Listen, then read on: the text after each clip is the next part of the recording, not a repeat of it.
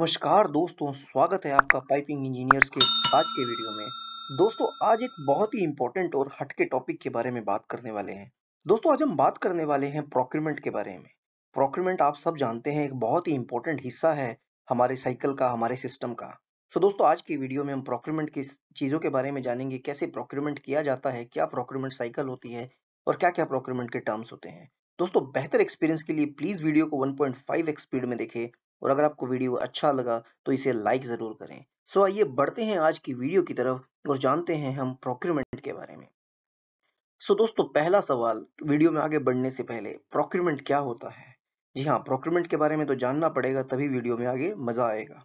दोस्तों, प्रोक्यूरमेंट एक प्रोसेस है जिसमें हम कुछ चीज़ों को खरीदने के लिए, उनके लिए हम कुछ टर्म्स को लोकेट करते हैं और एग्री करते हैं।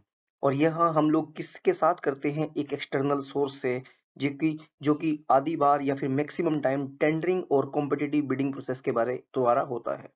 आसान सी भाषा में दोस्तों बताऊं कि अगर हमें कुछ भी सामान प्रोक्योर करना है या खरीदना है, तो हमें कुछ टर्म्स को एग्री करना पड़ता है एक एक्सटर्नल पार्टी के साथ। वो एक्सटर्नल पार्टी हमारा हमको वह सामान प्रोक्योर करके या खरीद के या मैन्युफैक्चर करके देती है। और यह हम प्रोक्यूरमेंट उस एक्सटर्नल पार्टी के साथ कैसे करते हैं? एक कॉम्पिटिटिव बिडिंग प्राइस होता है, बिकॉज इसमें मल्टीपल पार्टीज या मल्टीपल सेलर्स इन्वॉल्व होते हैं और उन सेलर्स में जो सबसे बढ़िया सामान सबसे कम रेट पे देता है, हम उसको यह ऑर्डर करते हैं। बेसिकली सामान खरीदने की प्रक्रिया को with the help of legal tenders और लीगल टर्म्स हम लोग प्रोक्यूरमेंट बोलते हैं। दोस्तों, बढ़ते हैं अगली स्लाइड में।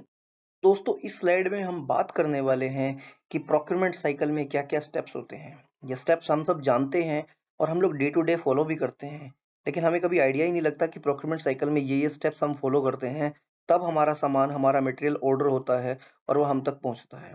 इस स्लाइड का नाम ही है कि क्या-क्या स्टेप्स हैं या प्रोक्यूरमेंट साइकिल कैसी होती है। दोस्तों, पहला जो स्टेप होता है वो होता है identify the goods which and services the company needs. तो हम यहाँ पे बात कर रहे हैं जैसे पाइपिंग सिस्टम के बारे में, तो हमें अपने प्रोजेक्ट के लिए बहुत सारे इक्विपमेंट्स को, मशीन्स को हमें ऑर्डर करना पड़ता है। तो यहाँ पे एग्जांपल को इजी करने के लिए मान लीजिए किसी प्रोजेक्ट में मुझे वॉल्स की जरूरत है और मुझे वॉल्स प्रोक्योर करने हैं, तो हम यहाँ पे वॉल्स को अपना गुड्स मान रहे हैं। उसके बाद दोस्तों सेकंड स्टेप होता है सबमिट द परचेज रिक्वेस्ट। लेकिन परचेज रिक्वेस्ट सबमिट करने से पहले इंजीनियरिंग डिपार्टमेंट को एक डॉक्यूमेंट बनाना पड़ता है जिसका नाम होता है दोस्तों टेक्निकल स्पेसिफिकेशन। टेक्निकल स्पेसिफिकेशन में सब कुछ, जो भी हमारी टेक्निकल रिक्वायरमेंट्स हैं वॉल्स को लेके, वो सब हम मेंशन करेंगे या किसी भी इक्विपमेंट को लेके हम मेंशन करेंगे। हमारा उसमें जो भी बीओक्यू रहेगा, डाटा शीट रहेगी, मतलब जो भी उसका टेक्निकली जितनी भी इंपॉर्टेंट बातें हैं, हम टेक्निकल स्पेसिफिकेशन डॉक्यूमेंट में मेंशन करते हैं। तो टेक्निकल स्पेसिफिकेशन का जो डॉक्यूमेंट है दोस्तों, उसके बाद हम अपनी प्रोक्यूरमेंट टीम को दे देते हैं और प्रोक्यूरमेंट टीम उस डॉक्यूमेंट को लेके जो हमारे रजिस्टर्ड वेंडर्स होते हैं, उनको वह आरएफक्यू के लिए या फिर release for request for quotation raise कर देता है। और हमारे सप्लायर्स क्या है, हमारे टेक्निकल स्पेसिफिकेशन की बेसिस पे हमारे लिए ऑफर प्रिपेयर करना दोस्तों शुरू कर देते हैं। उसके बाद क्या होता है दोस्तों, नेक्स्ट स्टेप है assess and select vendors.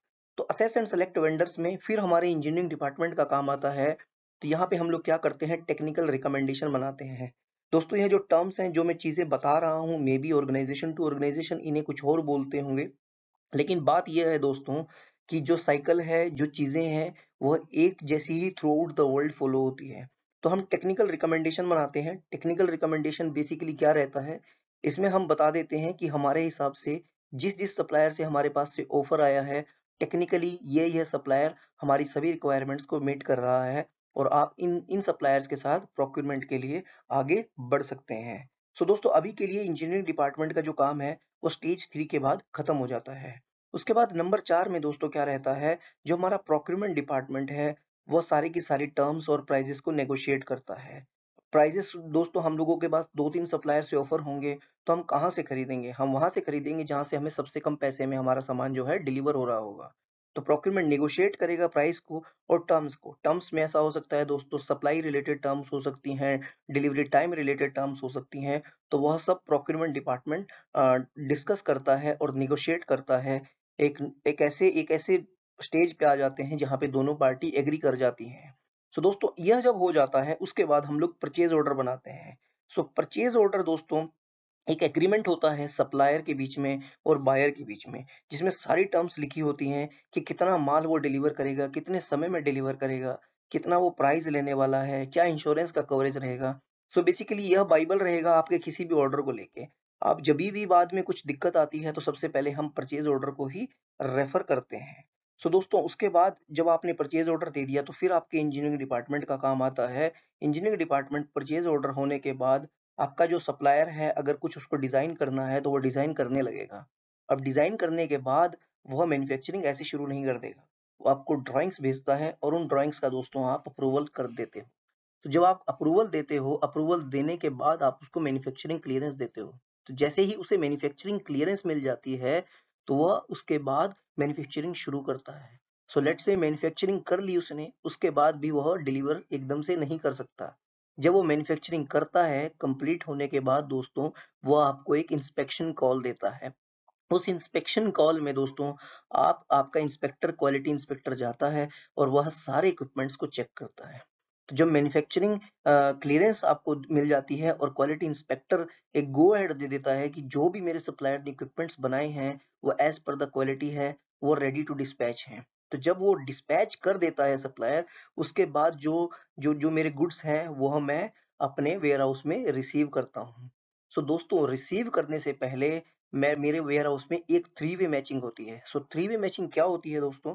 So three way matching एक ऐसा प्रोसेस है जो कि चेक करते हैं जो हमने ऑर्डर किया था, मतलब मैंने बताया था कि जो वैल्यू मेरी परचेज ऑर्डर में लिखी हुई है उससे, जो सप्लायर ने डिलीवर किया है, डिलीवरी जो रिसिप्ट है और जो सप्लायर ने इनवॉइस है, ये तीनों डॉक्यूमेंट्स में सेम क्वांटिटी सेम नंबर्स अगर लिखा हुआ है, तभी मेरा जो प्रोक्यूरमेंट वाला है वो उसे गो अहेड देता है और उसके इनवॉइस को अप्रूव करता है और पेमेंट के लिए अरेंज करता है।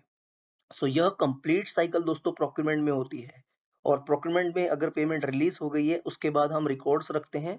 रिकॉर्ड्स बेसिकली क्या रहता है, फ्यूचर रिलेशंस के लिए होते हैं दोस्तों।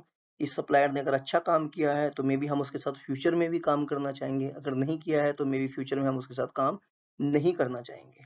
सो यह पूरी की पूरी साइकिल जब फॉलो होती है एंड टू एंड, तो दोस्तों हमारा तभी कोई भी इक्विपमेंट कोई भी गुड हम खरीद सकते हैं। सो मान जा आपको पता ही होगा इस पूरी साइकिल में डिपेंडिंग कि हम क्या खरीद रहे हैं, महीनों और सालों आराम से लग जाते हैं। तो आशा करता हूँ आपको ये स्टेप्स समझ में आए होंगे। बहुत बेसिक स्टेप्स हैं, इंटरव्यू में पूछ लिया जाता है अगर प्रोक्योरमेंट के इंटरव्यू के लिए जा रहे हैं। नहीं भी जा रहे हैं, इंजीनियरिंग में भी लोग उम्मीद करते हैं कि आपको यह सब पता हो। अगली स्लाइड में बढ़ते हैं दोस्तों।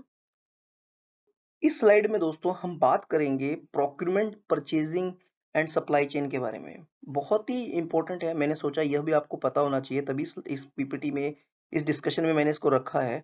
तो पहले बता देता हूं दोस्तों, प्रोक्यूरमेंट, परचेजिंग और सप्लाई चेन हम लोग इंटरचेंजेबली काफी बार यूज करते हैं, लेकिन इनका बेसिक डिफरेंस होता है। तो प्रोक्यूरमेंट और परचेजिंग में क्या फर्क होता है दोस्तों? सो परचेजिंग एक essentially transactional focusing on managing specific orders to meet company needs. तो साफ सी भाषा में बताऊं, आसान सी भाषा में, सिर्फ सिर्फ जब हम सामान खरीद रहे हैं किसी भी सप्लायर से, उसको हम परचेजिंग बोलते हैं। लेकिन प्रोक्यूरमेंट क्या है, वो एक बहुत ही ब्रॉडर और कम्प्लेक्स सेट है जिसमें हम सामान खरीदने के बाद भी रिलेशनशिप्स मेंटेन करना चाहते हैं। So it's a long term perspective और एक लॉन्ग टर्म गोल जो होता है वो प्रोक्यूरमेंट होता है। और आप ऐसा भी कह सकते हो परचेजिंग एक सबसेट है प्रोक्यूरमेंट का। मतलब परचेजिंग प्रोक्यूरमेंट के अंदर आता है और प्रोक्यूरमेंट एक बहुत ही बड़ा और होलिस्टिक पिक्चर होता है दोस्तों। अगली बात जानते हैं दोस्तों कि परचेजिंग और प्रोक्यूरमेंट और सोर्सिंग में क्या फर्क है। सो सोर्सिंग प्रोक्यूरमेंट की तरह ही होता है और सोर्सिंग ओवरऑल प्रोक्यूरमेंट साइकिल का प्रोसेस है। लेकिन सोर्सिंग एक बहुत ही अर्ली स्टेज में किया जाता है। इसमें हम लोग के साथ एक्टिविटीज हम करते हैं, जैसे हम लोग आइडेंटिफाई करते हैं पोटेंशियल सप्लायर्स को और उनको असेस करते हैं और निगोशिएट करते हैं टर्म्स और सेलेक्ट करते हैं वेंडर्स को जो कि हमारी कंपनी की नीड्स को मीट कर सके। सो यह हमारा सोर्सिंग रहता है दोस्तों। और तीसरा है सप्लाई चेन। सो सप्लाई चेन क्या होता है दोस्तों? सो अगर प्रोक्यूरमेंट का एक एस्पेक्ट सप्लाई चेन भी होता है, सो प्रोक्यूरमेंट में सोर्सिंग आ गया और गुड्स को हमने ऑब्टेन कर लिया और सर्विसेज को हमने पे कर दिया। लेकिन सप्लाई चेन हम कहाँ यूज करते हैं? जहां पे हमें स्टोरेज का काम आ जाता है, लॉजिस्टिक आ जाता है। So supply chain management also covers logistics involve in obtaining goods such as shipping and warehouse management. So end to end अगर दोस्तों मैंने सामान खरीद लिया, सामान खरीदने के बाद जो मैंने आपको साइकिल बताई थी कि उस सामान को हम किसी भी ट्रॉलर में या किसी भी तरीके से हम उसे अपने वेयर हाउस में मंगवाएंगे, तो वो लॉजिस्टिक्स और उसको फिर स्टोर करेंगे, that is warehouse management. So यह जो कंप्लीट रहेगा इसे सप्लाई चेन बोलते हैं। तो दोस्तों आशा करता हूं आपको आज के वीडियो में कुछ समझ में आया होगा और दोस्तों आपने कुछ सीखा होगा प्रोक्योरमेंट के बारे में। तो दोस्तों आगे की वीडियोस के लिए प्लीज हमारे चैनल को लाइक करें, फॉलो करें और सब्सक्राइब करें। धन्यवाद दोस्तों।